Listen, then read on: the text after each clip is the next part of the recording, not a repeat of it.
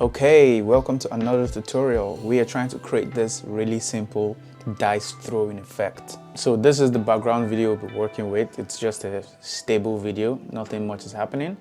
So first of all, let's take a screenshot of the actual frame, and then in fSpy we can drop in the screenshot. Change this to -Z since we're using the vertical axis, and then this y-axis. Let's change this to y. I'll take the Z and put it up here, and let's line this up till down here. Make sure it's a straight line, and do the same thing. Okay, let's find the line here.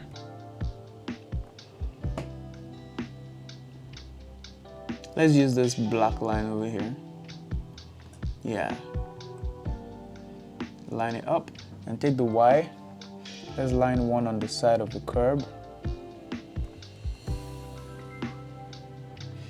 and another one on this white markings on the road. I think this one is not really straight because it's not that clear. And let's use this line over here. It's also a vertical line. Just straight down, yeah. Good, I think we have what we need. This is the correct vanishing point. So let's hit Ctrl S and save this. Now in Blender, we can go to File, Import, fSpy, find our document, open it up. Now I usually take this up so I can see the grid on the floor. Then I go to Camera and increase the opacity of this so I can see it clearly. Then I add a cube, no, I add a plane. Let's scale this plane this way. I'm going to edit mode, edge select this edge, drag it all the way here. And for this one, let's drag this edge where we think that this floor, like the actual road, ends. So I'm thinking the bottom of the road ends here, and then extrude upwards, so EZ, until you line it up with this side. So you see, we have lined it up with this side, then EX, and scale it on the y-axis. Okay, now basically what we have is, we have this bottom, we have this main road part, and we have like the pavement part here. So when we do our simulation, it can hit this edge and then it responds accurately, so it's not like a flat plane. Cool, let's drag this out a little bit, out to the end, and let's also scale this on the y-axis a little bit, yeah. Good, we have our entire space. Now let's make sure everything looks right. Add a cube, move it up one step, and go into world setting, color, environment texture, add a cloudy HDRI. You can get it from Polyhaven, and let's change this to cycles and take a look at it. Okay, let's go to film and transparent. Now let's try to roughly match the color of the floor to the actual road. That is one big thing that makes people's work look crap. So let me just reduce the brightness of this so you can see what I'm talking about. So let's bring back the plane. We need to make it more gray, so something like this. Yeah, this looks more accurate. Now we can go to, click on the plane, go to Object, Visibility, Shadow Catcher. Now you will see the difference between having that gray material on the plane and just leaving it by the default white material. If I turn this off, if I delete this material, you can see how bright it is here, which is not right. Like, where is this light coming from? It's odd. But when you put back the actual material, you see how good it fits now. So that's one really big thing. If you didn't know, start doing that. Now let's add our dice. We could use this cube and just bevel it, or you could find a dice 3D model on CG Trader, Sketchfab, Free 3D, Blend Swap. I got this dice from CG Trader. I got it for free. So let's just put it in the scene, put it close to the ground so you can just see it, how it looks in the scene. Yeah, it looks pretty good. Nicely reflective. And let's try to build out this scene. So find a car model. You can see that this car, and this car are all like SUVs, like mini SUVs. They don't have long backs. Same with this. So find a car that looks approximately like that. It doesn't have to be exactly the same car, and you can mess with the model however you want to just make it fit. We just need it as a shadow catcher. So this car right here, even though this is a Jeep and this is definitely not a Jeep, yeah, it can still work. So let's just take it over here and try to line it up with the car we have here. Let's turn on shadow catcher. So object, shadow catcher. And basically what you want to try to do is to make sure things are lined up. You know, like these wheels, for example, the tires are pretty much lined up. So if there is a shadow on the tire, it's going to look like it's on the actual video. For the back, let's scale the back. Let's scale it on the y-axis a bit so the tires match. Yeah, at the back. And you can absolutely mess with this however you want, to be honest. Let's scale it on the x-axis so it kind of matches this other side. You can scale it on the y.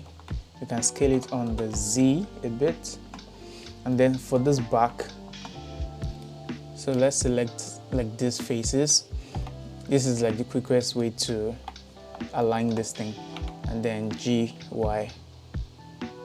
Yeah, until it kind of fits. Yeah, you don't need it to be like super accurate.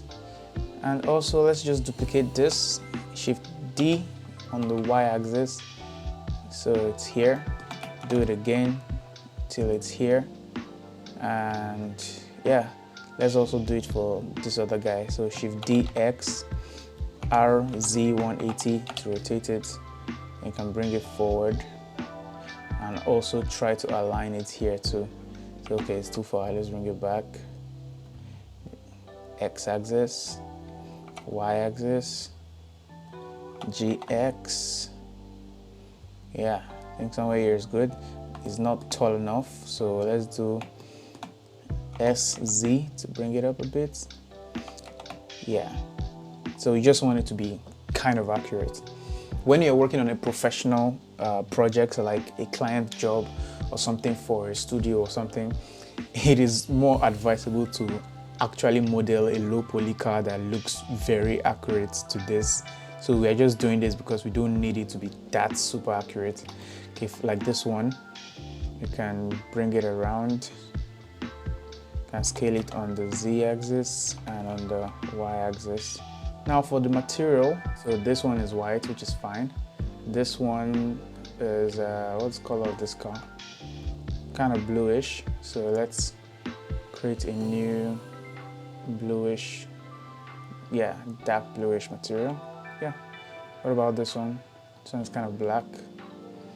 So let's make it black, kind of blackish blue, just a little tint.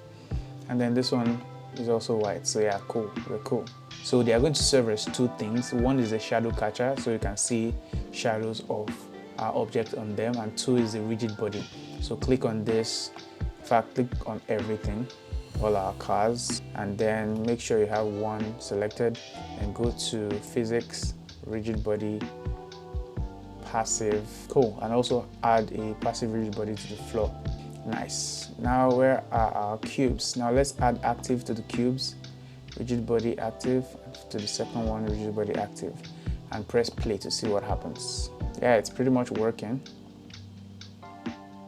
Okay, let's just do our dice rolling effect. So how I did this was to just add a cube.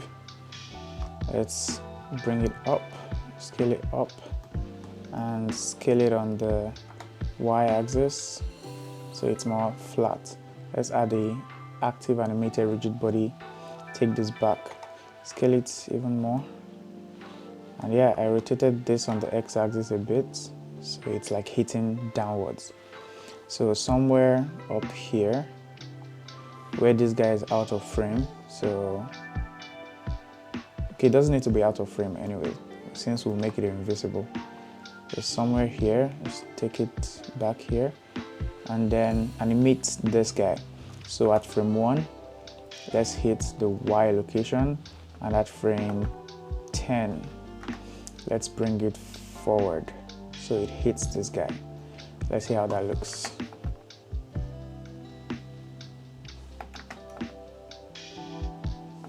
Okay, this is the thing with rigid bodies, man.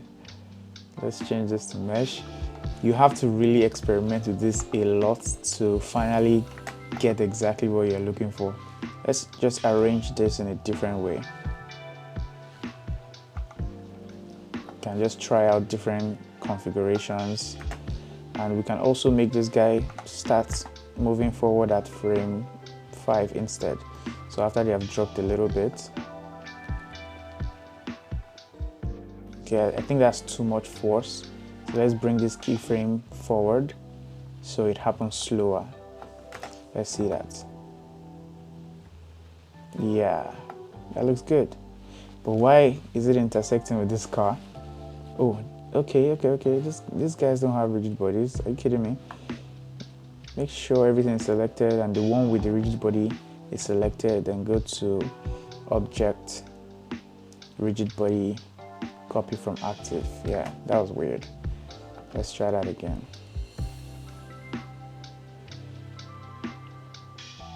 Yeah, now this time it interacts with the car. So it's up to you to mess with this as much as possible. And then the things you need to adjust is 1, the speed at which this plank is hitting, so you can move this left to right.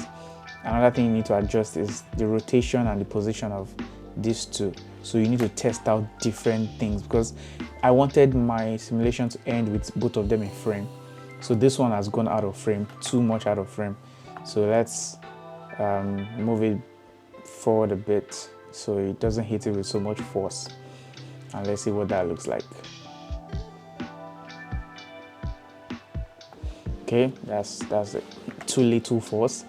Let's move it forward a bit, or backward a bit, and try that again. It's a lot of trial and error. That's what you should just realize with rigid bodies, man. So keep trying and repeating the entire thing till you get exactly what you're looking for. Okay, let's bring these guys up.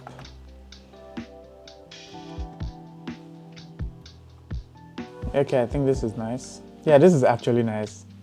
Let's set our end frame to 120 and our simulation, rigid body world, cache, send the edge frame to 122. Yeah, this might actually look cool, because you can see when the first one hit the car. Let's look in the rendered view.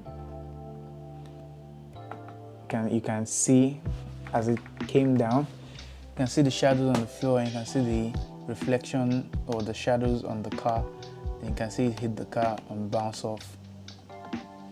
Yeah, and you can see it hit the second car. That's what gives it realism, when it's interacting with actual objects in the scene. Now we can go to scene and bake this to 120. Cool, so what I'll do here is to make this guy invisible. After baking, when you have baked, when you are sure this is the animation you want, make this guy invisible, and also start the animation from where after it hit it. So cut out this falling, so immediately the boot gets hit. Yeah, somewhere here. Say frame 18, change this to 18 and see how that looks. Yeah, pretty much how I got the effect. Now you can see the shadows on the car. So it just comes flying and landing. Yeah, that's pretty much how I did it. So try this out. You can throw whatever you want onto wherever you want. You can try out with this footage. You can have access to the blend file also if you are part of my hyper-realistic VFX mastery course. And if you don't know, I'm launching a course for VFX next month, August 15th, and there is a huge early bird discount going on right now. So if you're watching this before August 15, you're super lucky, you should go get it. And if you're watching this after August 15, you're even luckier because everything is ready and you can just grab it immediately. So if that's something you're interested in, I would love to see you in the course.